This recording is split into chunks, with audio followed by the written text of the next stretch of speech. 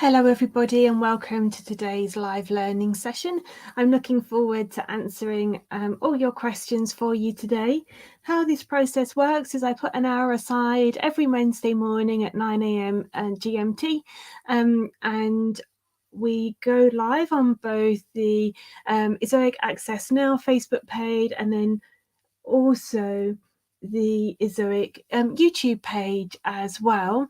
From there, you can ask any questions that you would like about Ezoic, the wider publishing space, what you're seeing in your data, anything about the tools that we've got in the Ezoic dashboard as well.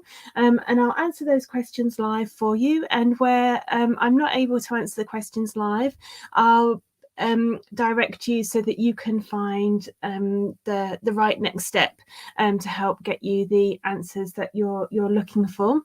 One of the things that I wanted to take you through today is niche IQ topics. I used to do keyword research in the past and used to spend days going through that process. And I would have loved to have had a tool like Niche IQ, where literally all you do is you log on to your Ezoic dashboard, you take a look at the topic suggestions and then pick a topic and write about it. So if you haven't seen Niche IQ topics before, I wanted to take you through this in your Ezoic dashboard. So the first thing you need to do is go to Niche IQ and click on the settings tab here and just make sure your Google search console is authorized to link to Ezoic. That helps you in two ways. One, it draws the information through from the Google search console and puts it in your big data analytics reports. That can help you to understand how your keywords are monetizing. And then it also helps Niche IQ topics to draw that information through and make the topic suggestions more relevant to your site. Hi T-Rex, welcome to today. T-Rex has said, hello, I'd like to ask a question.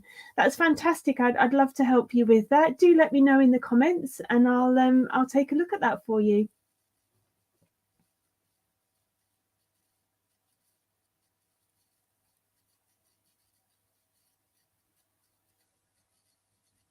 Okay, so just while T-Rex is writing their question, I'll just take you through the topic suggestions button. So within the topic suggestions button here, you can see all the different keywords that the Niche IQ topics tool has found for you.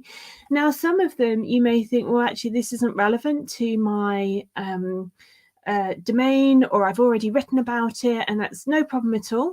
All you need to do is click on the three dots next to that keyword and you can either hide that topic, so get rid of it from your screen, mark it as covered, so let us know that you've already written about that topic, or report it as offensive so that we know not to show it again as part of Niche IQ. The tool is an AI tool, so it does take a little bit of training to help it to understand your thought processes, what you're wanting for your site to achieve. But doing a little bit of work on it every time you work on your site will soon help the AI to learn, and it just takes a week or two for that process to start showing the keywords that you really would like. What you can also do as well is use this tool to find out the potential of this particular keyword. So obviously the higher the number, the greater the potential that keyword has to bring traffic to your site, and the greater relevance that keyword has to your domain as well. We also let you know the search volume, so that's the estimated monthly organic search traffic for the topic, and then also the keyword difficulty, so how hard that keyword is to rank. Now, don't be afraid of keywords that are showing a high level of difficulty. As your website grows and gets better domain authority, those keywords will get easier to rank for. But obviously, if you just have limited time and only have a limited amount of content that you can write in a week, then it's better off choosing the keywords that are kind of in the green, so around the number 5, because you're going to then be able to see more speedier results for the work that you're putting in there. Okay, so we've got our first question that's come in from Odisipo. Welcome, Odisipo, to today. The question is, there has been a significant change in YouTube policy. Will the same policy apply to website publishers because it's running on Google Ads? I'm not familiar with that YouTube policy. Because Ezoic doesn't operate inside YouTube, we don't always have the same up-to-date information as we would do if it impacted websites directly. What I would recommend doing with this one is, if you're an Access Now publisher, head over to community and send us a link to that YouTube policy that you've seen. We can take a look at that, run that past our video team and get an answer for you on that. If you're a level 1 publisher or higher, do reach out to us through the ticketing system in your Ezoic dashboard, again with that YouTube policy link, and we can take a look at that for you and speak to our video team and get an answer from there for you. Okay, and so in terms of the rest of Niche IQ topics, if we take a look at competitors overview, this shows you the competing domains that most overlap with that particular topic and the ones that rank better as well. Now, I know to begin with, this can feel quite overwhelming, because when you see things like Facebook and Pinterest, you think, well, obviously I'm never going to be able to rank better than them. And that this isn't about sort of saying, okay, you need to outrank them to be able to, grow your site to where you want it to be. It's about showing you what is sort of the ecosystem of the SERP results that you are in. So just letting you know really that these are domains that are also competing for these keywords. So it helps you to understand the ecosystem of the space you're operating in better. In terms of the competitors list, again, you'll see Pinterest and Facebook and sort of really big names on there, and for example YouTube, and again it can look quite daunting and be disheartening to think, okay, well, I'm never gonna beat these brands, but you'll be surprised in terms of, for example, this site actually outranks YouTube for the particular keywords that they're covering. And what this is designed to do is to help you again see where the overlap is in terms of the keywords, and then where your website ranks in those results compared to others. With this site, it's a new site that is just starting out. It's one of our test sites. So as they grow, the overlap ratio may start to increase on things like Facebook or Pinterest, and also they may find that new competitors come into their competitors list as well, because they're starting to broaden their keyword search, and it just helps you to see where your competitors are, and what the next steps are really that you need to do to perhaps help move your site up the rankings. Okay, so we've got our next question that's come in. Matthew Sahoto, welcome back, Matthew Sahoto. Thank you so much for joining us again. The question is, hi Heather, is there an advantage of using large ads, 970 by 250 size above the fold, compared to smaller ones like the 720 by 990 size? So yes, there is, but there's a flip side to it. So I'll explain the positive, and then also I'll explain why maybe you may not want to do this. So what happens with the larger ad sizes, advertisers are willing to pay more to place ads in these larger ad sizes.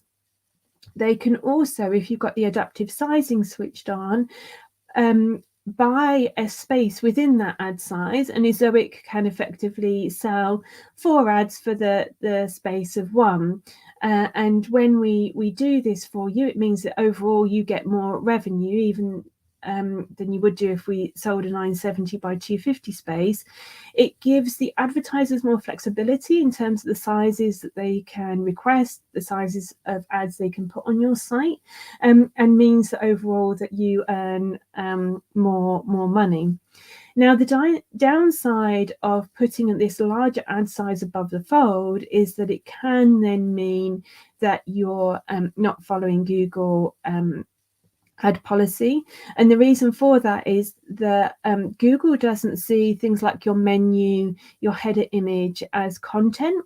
And so if you've got this large ad size right at the top of your site, in particular smaller laptops, for example, it may mean that you don't have any actual content from Google's point of view showing when the ad's showing, which goes against Google policy. So I think a standard for top of the page, under page title, under first paragraph, and under second paragraph.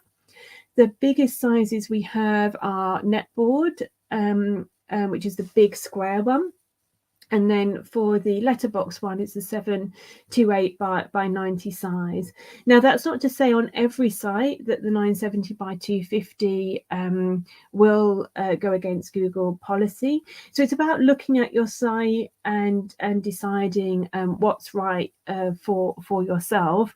It's also about thinking on a page by page basis, potentially, okay, is this a website page where my readers are just going to be there for a second or two? You know, it's a question and answer type site where they're just dropping in. Google's going to drop them into the position on my page that gives them the answer, and that they're then going to leave. It might be that size doesn't show. And it might be better to concentrate the sort of the focus of fine-tuning the adverts around that answer, or is it a site where the readers are going to sort of browse through your content and read through it all and connect in with that content? You might not have a header image on your site, for example, and so the opening paragraphs are going to be showing directly with that larger ad size above the fold as well, and help it to be compliant. So there's quite a few different things to take into consideration. What I would recommend doing with this one is, if you're an Access Now publisher and you would like some additional support and advice, do reach out to us and we can take a look at your site and give you specific advice, or if you're level 1 or higher, then do reach out to us on tickets as well. But from this, you may be able to look at it and be able to see that those ad sizes are just too big for your site. So I hope that helps answer your question, and then also gives you the next steps to go to if you do want any further support. But if you do have any more questions on that, please do let me know. Okay, so what we'll do now is I just wanted to show you the Ezoic blog. You're welcome, no problem at all. Just wanted to show you the Ezoic blog. I do like to take you all through this when you've joined me on these office hours, because there's so much useful, really, information within the Ezoic blog here, and I know how busy you all are in terms of juggling everything. The latest blog post from our team is about Android Google search box. Talks you through what that is as a traffic source, and also how to get more traffic to it as well. So if you're coming close to achieving the level 1 goal, you've already got your revenue, or you're nearly there, and you need to boost up your traffic to be able to hit level 1, definitely worth taking a look at this. I've seen websites who get picked up by Android Google search box get an awful lot of traffic sent to them in a short space of time. So it's a really good way to be able to hit those 10,000 visits and be able to move yourself up to the level 1. In terms of level 1, how you get there is you need to be earning over the last 30 days $50 in Ezoic revenue, and then have over 10,000 visits. When you move up to level 1, you unlock the ability to ask questions through tickets in your Ezoic dashboard. You unlock live chat, and then you also get added to the premium waitlist.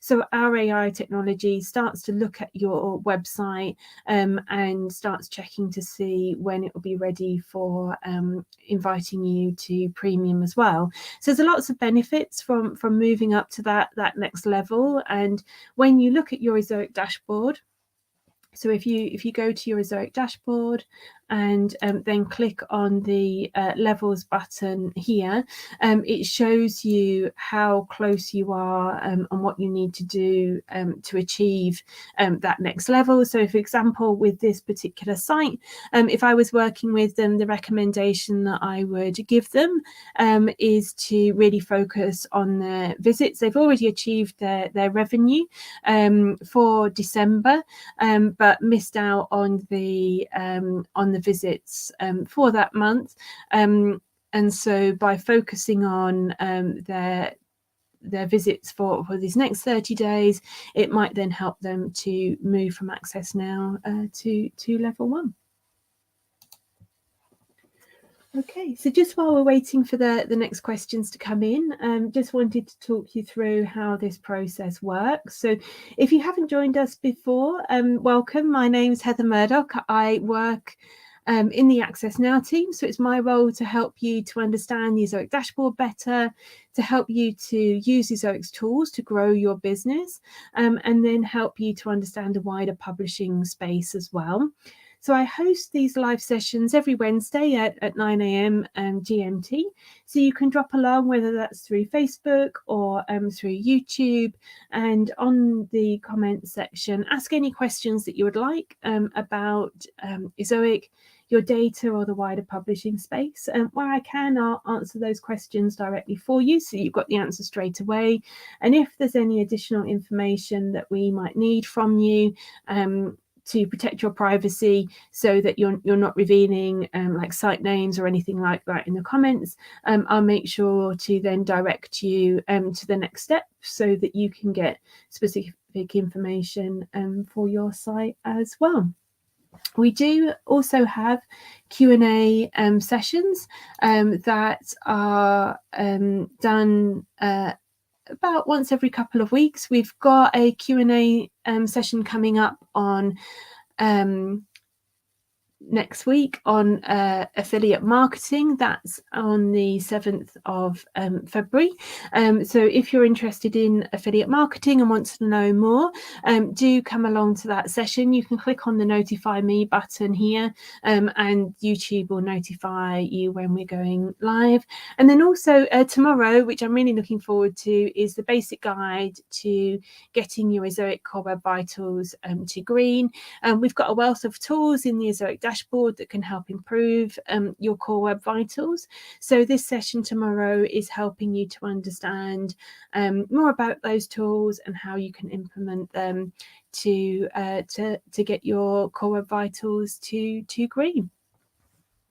One of the other projects that we've been working on recently as well is the Ezoic YouTube Shorts.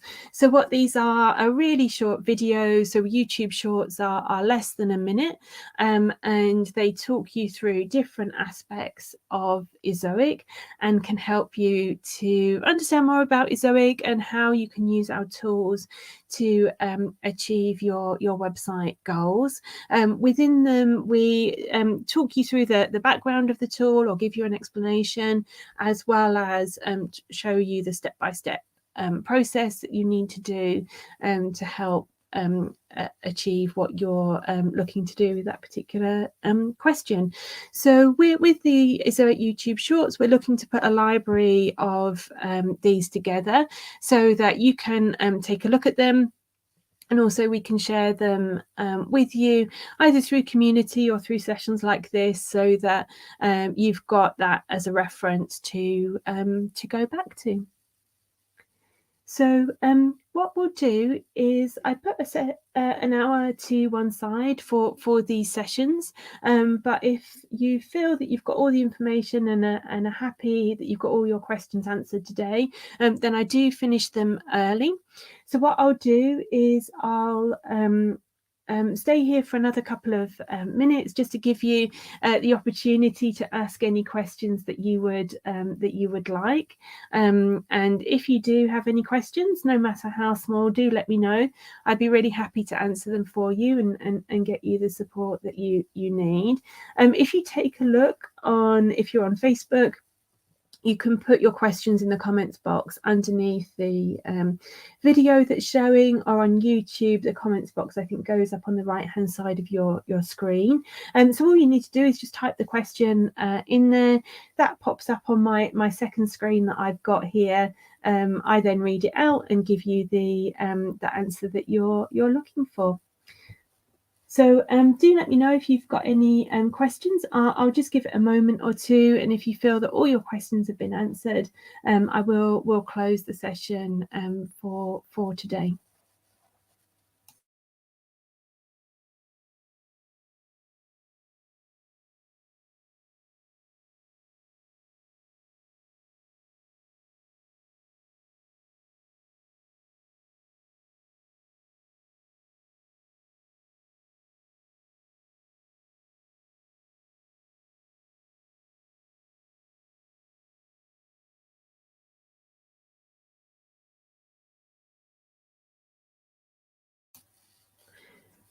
So thank you for your questions. So Raja Ghani has said, how do I use Flickify to make videos? So Flickify is a really exciting tool. You can find it in your Ezoic dashboard underneath the Flickify button. As a premium publisher, you get 100 free videos. And if you're not on premium, then you get 5 free videos each month. I would definitely recommend, as a process for building up your business, to use those video allocations each month. You get to choose which articles you make into videos, so you can use the articles that you're just creating. Once you've written them and published them, come to Flickify and turn them into a video. It just takes a couple of minutes, or you can go back over past historical articles that you've written that you think might need a SEO boost, or that would work well in terms of turning them into a video. All you need to do is just get the URL of your site, drop it in here and click on go, and then the Flickify system automatically turns your written content into a video. You can then edit it in our Flickify video editor, and once you're happy with the process, you can then render it so that it automatically gets added to the website page that you have created that video from. And if you've got Humix, Engage and Share buttons switched on, it will also automatically add it to our library of Ezoic videos, so that other publishers who have got the Engage and Share buttons on can then have those videos put on their website. You get 50% of their revenue, and so do they from your videos being shared on their website. I've seen some publishers have their videos picked up by much bigger sites, and normally they might be earning sort of 10 or 50 cents a day. For a few days they've gone up to sort of $10, or even for one particular site that did really well, went up to $100 for a few days of revenue coming in, just by creating these Flickify videos and then having the Humix, Engage and Share buttons on. So definitely worth investing some time to learn how to use Flickify. It's designed to be as simple as we can make it, and that you don't need any technical skills. There's no coding or anything like that. Everything is done within your Ezoic dashboard. You can change the narrator's voice as well. You can change themes and images, so it's fully customizable to make it fit in with your brand, and so that you're happy with how it looks. Inside the Flickify dashboard, we do have additional resources. So if you click on here, it will take you to support articles that you can then take a step-by-step process to learn about Flickrfy. There's also feedback as well. So if when you're using these tools, or when you see the results, you think, oh, it would have been really useful if I had this functionality, or if the tool could do this. This helps our team know what you're looking for, and we really do value feedback from our publishers, and put a lot of the feedback into our tools where we can. And I've seen changes being made in a couple of days following publisher feedback. Other times it might take a few weeks if it's something that we need to build, but we definitely do take your feedback on board. So do let us know if you do have any insights. We'd love to hear from you. And then also a what's new button. So perhaps you may have used Flickrfy when it first came out, haven't used it for a little while, and want to know sort of what new aspects of the tool you can use. If you go to this section here, that brings up a short little video that shows you what our latest update to the tool is. So I hope that helps, Raja. If you do have any follow-up questions, do let me know. I'd love to help. So Fun and Enjoy has said, social media traffic, is it safe for Ezoic? Yeah, absolutely. So normal social media traffic that is organic, that is coming from from readers who are seeing your say your Facebook page or your Pinterest page and have clicked on it and come to your site from there, is absolutely safe and fine to use. The times when it's not safe to use social media traffic is when you perhaps have written an article about a subject, but then have say it's been a few days later and you've then created the social media post, and the social media post doesn't quite give the readers an accurate description of what's on the article. What can happen then is your readers can click on the post thinking they're getting one thing, and then when they see the post think, this isn't what I was expecting, and then leave, and then that can cause some damage to your user experience metrics. But on the whole, organic social media traffic is absolutely safe for using Ezoic. You can take a look at our articles and type in social media up here, and you'll see within our articles that we've got different ideas of how to use social media to build up your brand and build up your support. The only thing that I would be wary of is if you're going to go down the route of paid social media traffic. We do need to know that, because the way we then monitor your site is slightly different. Paid social media traffic can damage your user experience metrics, which can damage your reputation and your standing with Google. So as part of our role, we do try and protect you and let you know when we're seeing bad traffic coming to your site. So Fun and Enjoy, if you're going down the route of paid for traffic, then do let us know. If you're Access Now, reach out to us on community. Level 1 or above, reach out to us through the tickets, and we'll work with you so that you have all the information that we can give you from our side, and are then able to move forward with that in a way that's going to keep your website and your brand as safe as we can. So I hope that helps. If you do have any more questions, Fun and Enjoy, do let me know. I'd be happy to go into more detail for you. So Raja has said, thank you for your support. You're very welcome. I'm happy to have helped. I hope you do enjoy using the Flickrfy tool. It can make such a big difference to your business.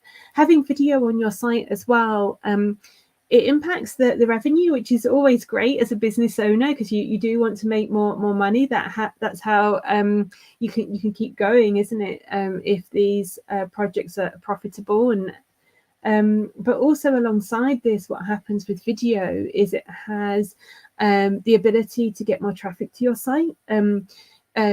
Google puts videos at the top of SERP rankings for many of the questions. So it helps your brand to be seen twice, potentially, one through the video, but then also secondary through the written article as well. So you can then increase your traffic that way. But also reportedly, Google likes to see video on sites, likes to see a multimedia aspect to it. And so just by having video on your site, it might help to nudge you up the rankings as well, because Google sees this and it's reportedly part of the SERP rankings. So it can help you in a number of different ways from a Google point of view. But then also from a reader point of view, what they can do is they can consume your content in a different way. So maybe they're not wanting to read through the whole article, but they're really interested in that article and really interested in the information that you're giving them. And so by having that video, they can watch that video instead, and they might spend longer on your site, which helps improve your user experience metrics. This is a positive signal to Google, so again, can help potentially move you up the rankings, but also is a positive signal to advertisers. So advertisers, they like to see strong user experience metrics on a site because research has shown to them that the stronger the user experience metrics, the more likely those readers are to have positive feelings about that brand advertisement and more likely to interact with it. So it's got lots of different benefits having videos on your site. Okay, well, thank you all so much for the questions that you've sent over so far. Please do let me know any additional questions that you've got. I always schedule an hour for these sessions, so from 9 a.m. to 10 a.m. But if you feel happy that you've got all your questions answered, then I do finish them early so that I can jump into tickets and community and help get answers back to publishers through those channels.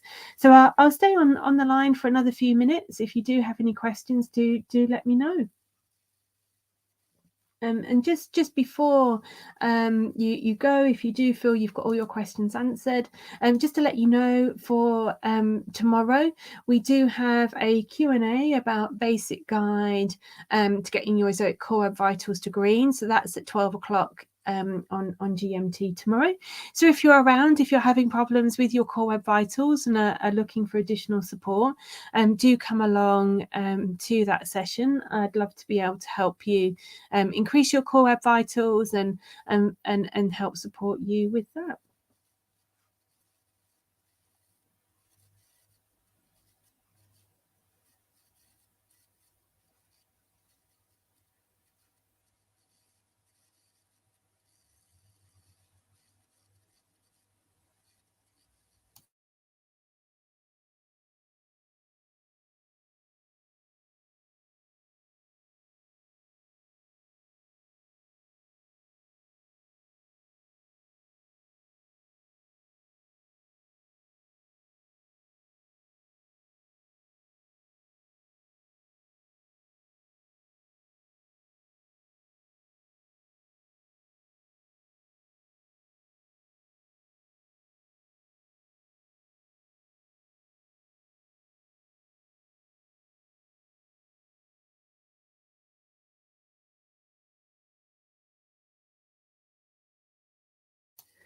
Okay, well, thank you all so much for your time today. I really do appreciate you joining me on these calls and for all your questions. If you do have any questions after today and think, oh, I wish I'd asked that at the time, then do reach out to me on community.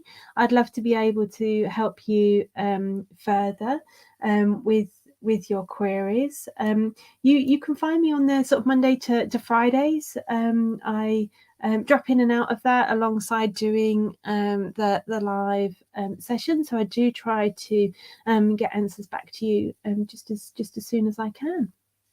Oh, so we've had another question come in. So Godotry News has said, I've tried to use Flickrfy but failed.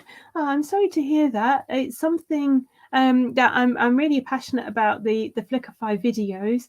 And so do like to make sure that you've all got the information that you need to be able to use Flickify and to get it working on your site.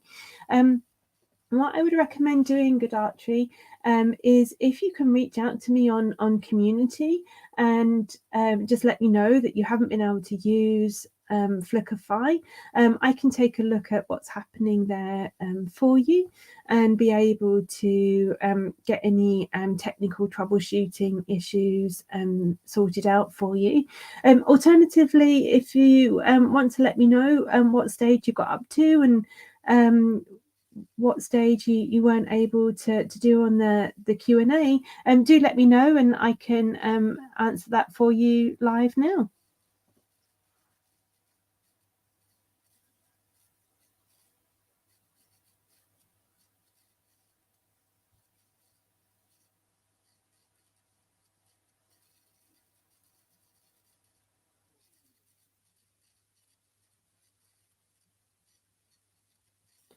What I'll do, Godartri News, is I'll get the support articles for you and pop those into the chat there so that you can refer back to that.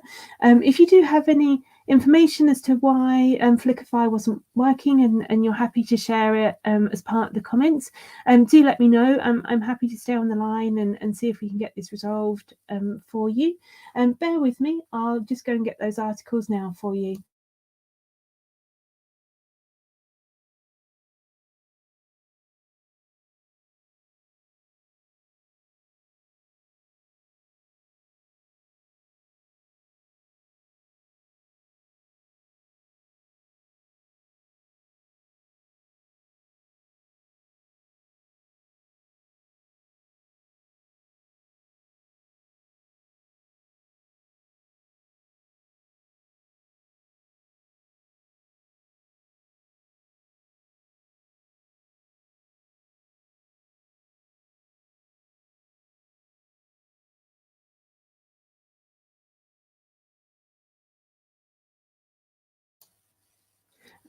So I've popped the two articles into the comments there, which talk you through how to, first of all, get started with Flickify, but then also how to create the videos as well.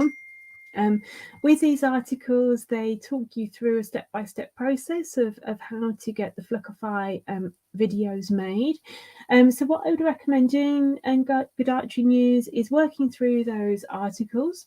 And when you get stuck, do reach out to us on community. If you're an Access Now publisher, if you're level 1 and higher, reach out to us on a ticket and let us know the article that you're working through and what stage you got stuck at, or what stage wasn't working for you. Maybe there was a technical error, and what we can then do for the technical errors, we can get our tech team to look at that for you.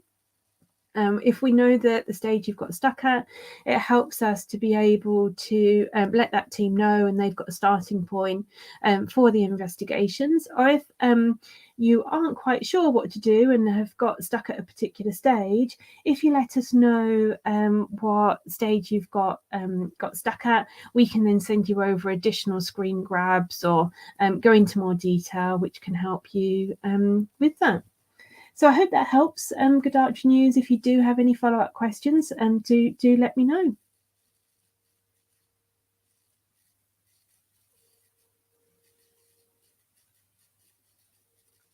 Okay, so I'll just stay on the line for another couple of minutes more. If anyone does have any questions, do let me know in the comments section. So just to let you know, I put an hour aside each morning at Wednesdays at 9 a.m. GMT through to 10 a.m. GMT, so that you can ask any questions that you would like live about Ezoic, Ezoic's tools, the wider publishing space. Where I can, I answer those questions live for you so that you get the information and the answer straight away. Where we need to protect the privacy of your account, I'll direct you to the next step that you can go to so that we can still keep helping you, but doing it in a way that keeps your domain name secure, for example, so that you can protect protect the privacy of your account. I also like to share different articles in the chat as well, so that you can bookmark those and save them for later. We do have another session tomorrow on basic guide to Core Web Vitals and how to get those Core Web Vitals to green. So if you are around at 12 o'clock GMT tomorrow, do join me for then. So what we'll do is, I can't see any more questions have come in, so I'll close the session for today. Thank you all for joining me, and I look forward to spending more time with you tomorrow. Take care, everybody. Bye for now.